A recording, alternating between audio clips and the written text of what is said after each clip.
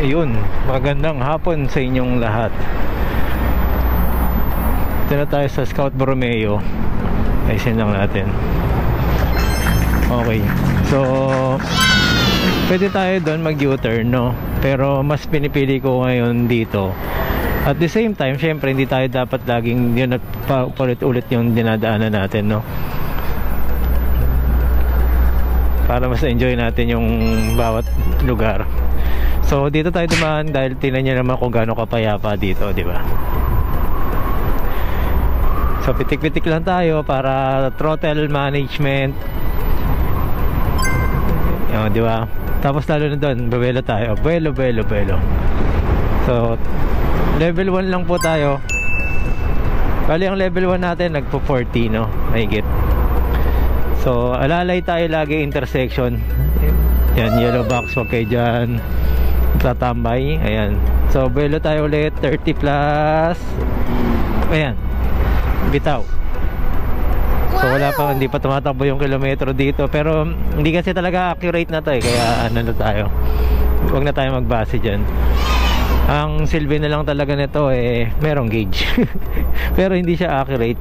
At the same time nakikita natin yung yung sa battery, pwede rin natin siya makakita or ma-monitor sa phone natin, no? Kasi naka BMS tayo na Gcong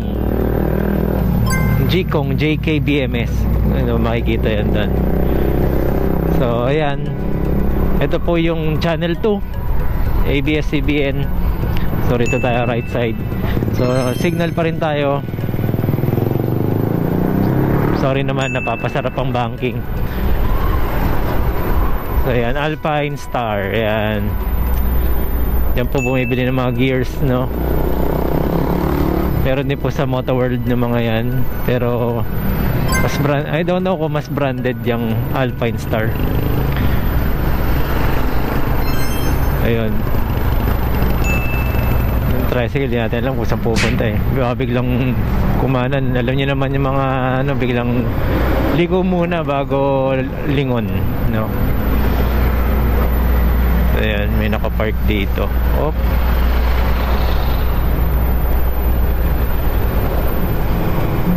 Hindi na napigilan nung angkas siya ay umihi sa poste. Ingat po kayo guys sa sa pag-iwan-iwan ng ganyan. Minsan may may mga kawatan, no? Biglang sasakay, agawin yung motor mo. Malingat ka lang. Minsan naman ganyan, gaya nun, naiiwan yung cellphone doon sa motor, no? Dahil sa naghahanap ng booking or nagwe-waste, no? So ingat lang po kayo doon kasi maraming magnanakaw talaga ngayon. Iba po talaga ngayon. Hindi ko po alam bakit ganun. So Quezon Ave na tayo. Ayun, so umiikot tayo. Mas mahaba yung ikot natin pero mas payapa para sa akin. Hanggat maaari po kasi iniwasan natin yung dami yung tulin ng mga sasakyan sa EDSA. Hindi na tumingin, no? Nag-cellphone na, diba? Yung mga gumagamit po ng application ng mga cellphone or mapa, ingat po kayo. Minsan isang segundo lang po yan, aksidente po yan. Marami pong nalilingat, no? Minsan naman po nakakairita na po sa iba. Nagtitingin pa sila ng cellphone, umandar na. So late na yung imbis na umandar, no, umabante. Nakatingin pa rin sa cellphone. Haba ng truck, no, napansin nyo. So yun, kasya tayo pero yan, gaya nyan, pinipili ko din yung kung saan ako lilikod, no? Tignan yung likod, yung sasakyan na yon, kung di ako nagkakamali, gasoline yan. Diesel yon. Ito gas. So mas walang usok tong gas. Dito na lang tayo sa likod, no? So Nissan Livina, Nissan din yata yun, Nissan Navara. Ayun, diesel yon, kaya So Isuzu. Ayan pa ating sasakyan. Ito pala yun. Okay. Dati nakapunta na rin ako doon eh. So yung yung daan dito sa baba, yung napapansin niyo, yan po ay papuntang circle. So lahat ng galing ng Quezon Ab, Espanya, ito pong nakikita nyo dito sa side na to, yung paparating na to. Ayan yung mga galing ng Maynila. Lakas mga probinsyano ng Maynila, no? So circle, papunta yan doon. Dami rin dumadaan sa baba. So ibig sabihin magta-traffic po yan. Yung buntot po yan, yung tail end po yan, pwedeng nandito. Actually, ayan na yun. So yun nandun. Yun po ay epekto na rin po nung papuntang circle, no? Kaya yung paliko or yung dito, yung galing dito, tingnan nyo po yan. Although dumadalo yung traffic kahit pa paano, aabot ba tayo? Abot. Very good. Ayan, yung yellow box na yan, tingnan nyo po, ginagawa ng mga di ba? Nandiyan na po sila. Kaya nga po na limit tayo dyan yung mismo papag-go dyan, yung mga enforcer, para mapabilis. O minsan naman para hatakin yung nandun sa likod, susunod din yan. Ganun din po yun. Wala pa rin disiplina. So level 1 pa rin tayo. Takbong 40.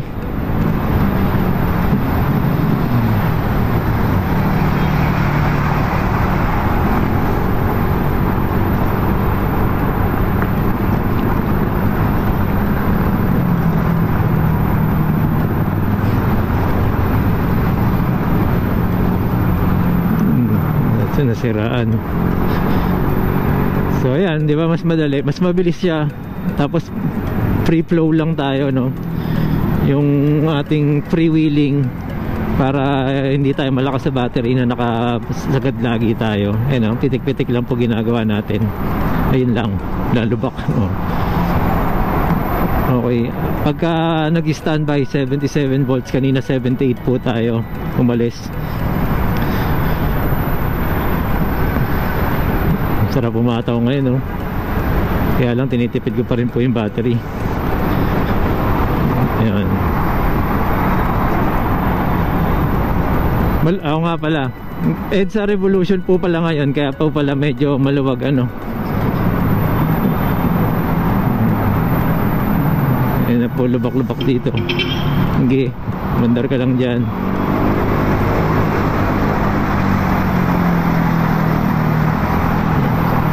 Oh guys, maluwag pa EDSA. Dahil yung iba walang pasok, yung iba may pasok.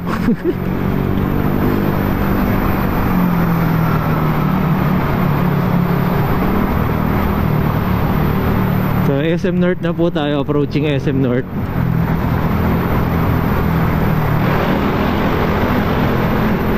Ayan na, puro lubak. Dati nakarinig nyo, napakaingay nung ko, di ba? Dito. So inayos natin yung loob para hindi makalampag. Ayoko kasi nung yung maingay, parang makakalas yung tunog. Kaya po natin ni-repair yan nung kung napanood nyo po yan doon sa video ko, kung paano ko siya ginawa. Ayun, nandyan po yan sa video natin. So kung may naririnig na po kayo, buksan nyo po yan ulit. Iayusin nyo lang po yung wiring. Hop, sige, una ka na boss. Yan. Okay.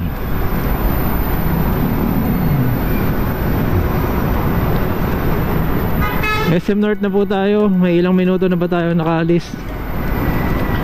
Mahaba-haba na po pala to yung video natin. So ayun lang po muna. Hanggang dito na lang po muna guys. At ingat po tayo lagi. At manatili po, kung tayo po yung mabagal, manatili po tayo sa kanan, no?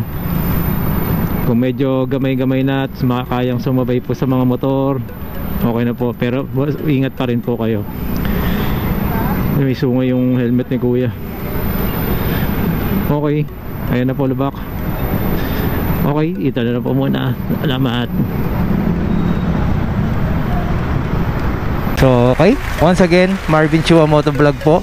Maraming salamat po. Salamat din po sa mga nag-subscribe. subscribe. Okay. Bulol pa, no?